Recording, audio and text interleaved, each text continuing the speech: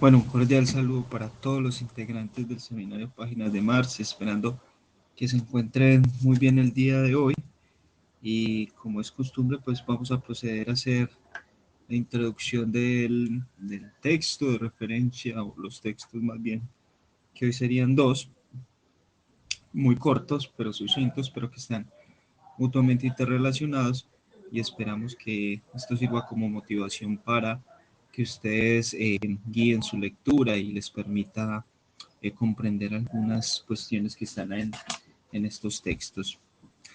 Eh, Pensando con Estefan y mi persona, Santiago Alarcón, nos parecía importante la propuesta de este texto, no podría decir por dos razones fundamentales. Uno, porque está pues en la línea de la comprensión de esa matriz analítica que hemos conocido como las fuentes integrantes del marxismo, donde básicamente lo que nos proponen los textos es una interesante articulación entre dos fuentes, entre la fuente sociopolítica o el socialismo francés y la fuente económico-política. Si bien en este momento de reflexión nosotros estamos inscritos en lo que es la fuente sociopolítica y en la comprensión básicamente de algunos conceptos como Estado, como clase social, para comprender esas nociones dentro del marxismo no se pueden desligar de un análisis económico-material, que es lo que uno básicamente trata de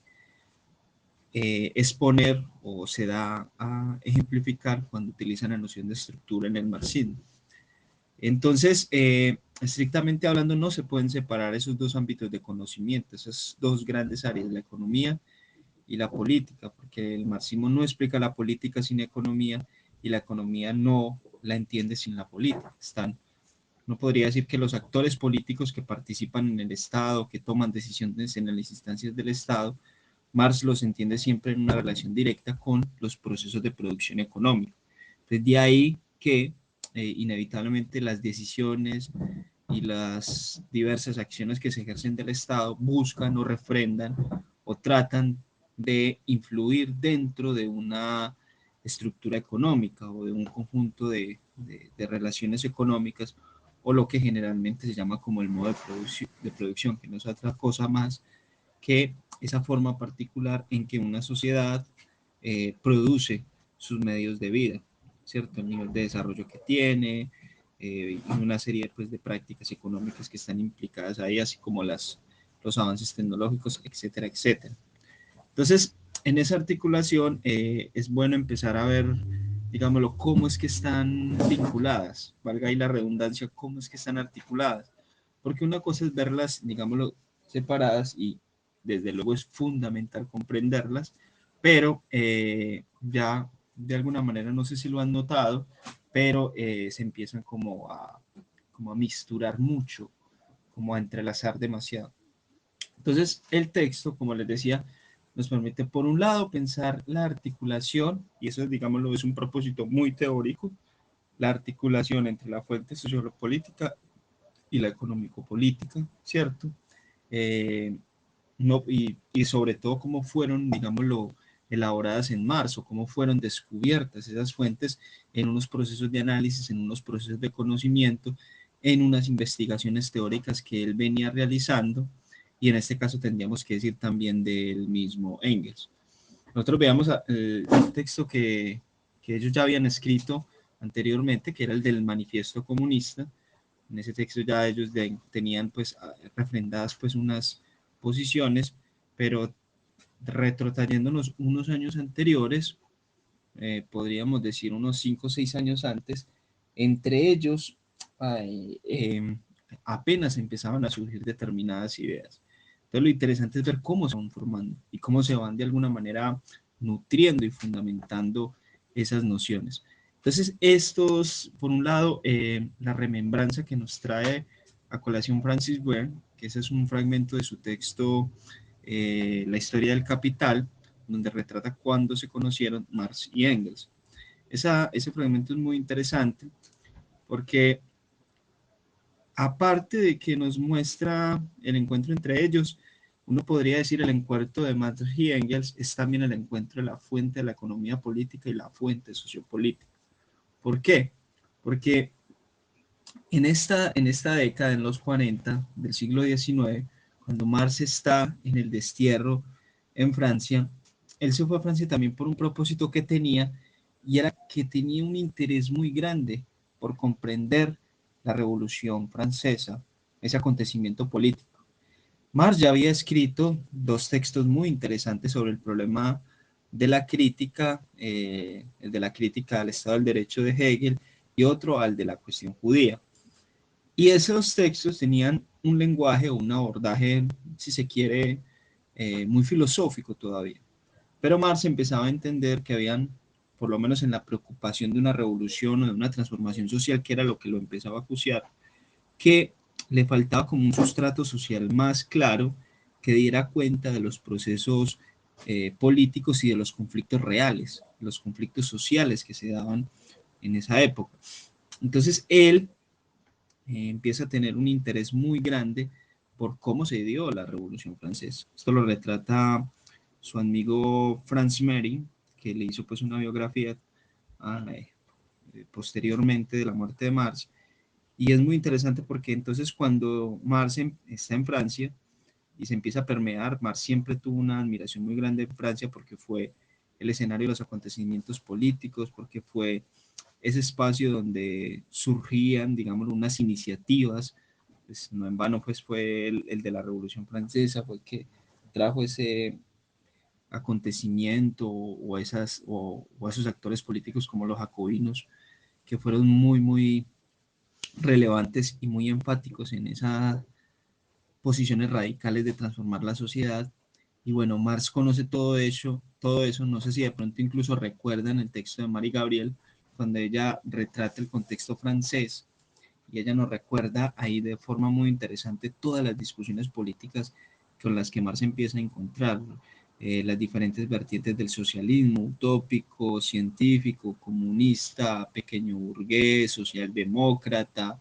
las posiciones liberales, las posiciones republicanas, los comunistas, los anarquistas, incluso pues algunos partidarios que eran partidarios de ciertas transformaciones sociales, pero aún así no renegaban del todo de la monarquía. O sea, una diversidad de posiciones que en Francia tenían encuentro y tenían una expresión pública, que era un contexto que no tenía a su vez Marx o que no había vivido en Alemania, que si bien tenía muchos avances en el ámbito filosófico, en el ámbito político, en el plano de lo que uno podría llamar ya una acción concreta, estaba muchísimo más rezagada Alemania. Entonces a Marx eso lo llamó mucho la atención, y en ese interés por entender la Revolución Francesa estudia autores como Guizot, Thierry, y lo que va a ser un descubrimiento muy interesante es que él se da cuenta que las transformaciones sociales son, o que los acontecimientos políticos relevantes son el fruto de un tipo de confrontaciones en la sociedad que lo encarnan unos grupos humanos, es decir, las clases sociales. Se puede decir que Marx, desde el entendimiento de un hecho político, llega a un punto que es las clases sociales, como una especie de, digámoslo, de conclusión, y que reconocen este autor, en estos autores que digo, Guizot, Thierry, particularmente, habría que decir otros, Weidemar creo que era, que ellos ponen el acento en que esas transformaciones o que ciertos conflictos sociales se dan a partir de una pugna de intereses dentro de las sociedades, y cada interés tiene a su vez unos agentes que buscan los medios para expresar sus necesidades y para aglutinar o conquistar fuerzas que les permitan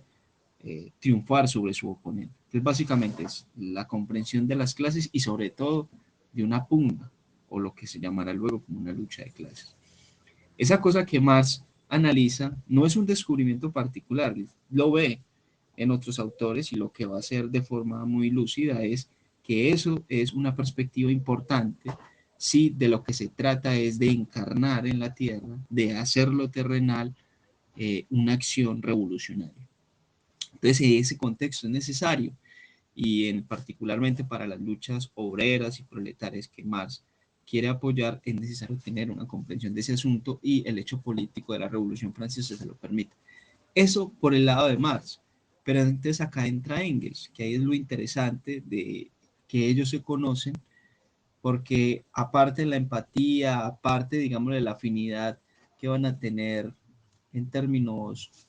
podríamos decir, subjetivos, viene también la afinidad en las ideas, viene la coherencia, si se quiere, en un plano de pensamiento que acuerda en algunos puntos de vista. ¿Qué pasa? Que Engels, que también era conocedor de la filosofía clásica alemana, él no se interesó inicialmente por el ámbito político, sino por otro, que por un lado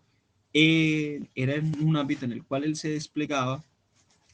era un ámbito que uno podría decir a primera vista es contradictorio para un hombre que está apostando por la revolución, y es un ámbito que lo lleva también a comprender o a sumergirse en el estudio de otro de los acontecimientos más relevantes de la humanidad, el cual fue la revolución industrial en Inglaterra.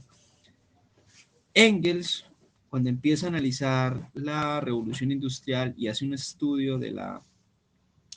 de ciertos procesos económicos, los temas, los materiales de estudio que son fundamentales son los temas de la economía política. Autores como Adam Smith eh, y otros, David Ricardo y otros pues economistas más, son los que él empieza a abordar. ¿Qué es lo interesante? Que empieza a analizar estos temas Engels y llega desde el ámbito económico a comprender a su vez que los procesos económicos, las relaciones sociales de producción, las formas en las cuales las sociedades producen sus medios de vida, también tienen como, digámoslo, anatómicamente, intrínsecamente, unos sujetos que están detrás de esos procesos, que detrás de esas relaciones hay unos sujetos. Y esos sujetos que se pueden, ¿cómo se pueden denominar también? Clases sociales. Entonces es muy interesante porque Engels en el ámbito de la economía llega a una comprensión similar a la de Marx, pero en el ámbito económico. Si Marx lo analizó en el hecho político, Engels lo va a analizar en el hecho económico. Y así, en ese terreno, digamos lo que puede ver de una forma más prístina y transparente que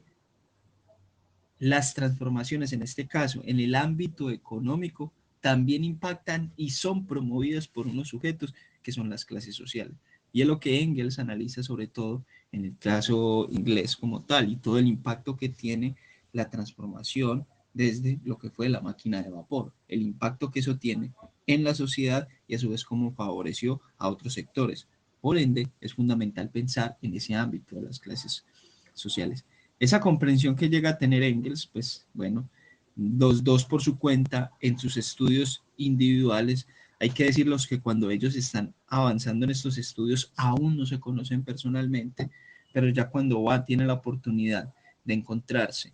en Francia y de conocerse y de saber el uno del otro, comparten esas ideas y eso se va a potenciar. Esta anécdota biográfica y si se quiere también teórica en gran medida, nos permite de alguna manera vislumbrar mejor también la relación entre las fuentes integrantes. A mí me ha parecido muy interesante, si se quiere es un acontecimiento bonito en el sentido de que ahí ve uno la coherencia, ahí ve uno la,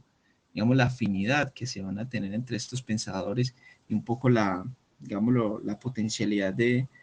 sus ideas, porque es que no eran, digámoslo, simplemente caprichos de ellos, sino que hay todo un proceso y hay toda una fundamentación que lo llevó a tener esas ideas y, por supuesto, a compartir una lucha por la transformación de la sociedad a partir de la fuerza que le daba esa coherencia y esa afinidad en las ideas a ambos. Entonces, por un lado, este hecho permite ejemplificar ese ámbito de esas relaciones entre ambas fuentes. Ustedes ya la van a poder, digámoslo, desarrollar un poquito más en la lectura de los textos. Y por el otro lado, pensar en sí mismo el tema teóricamente, ¿cierto? Entonces podemos ver y darle, me parece a mí, un justo reconocimiento a Engels, Hay que decir, y yo no sé si lo notaron un poco en lo que les contaba y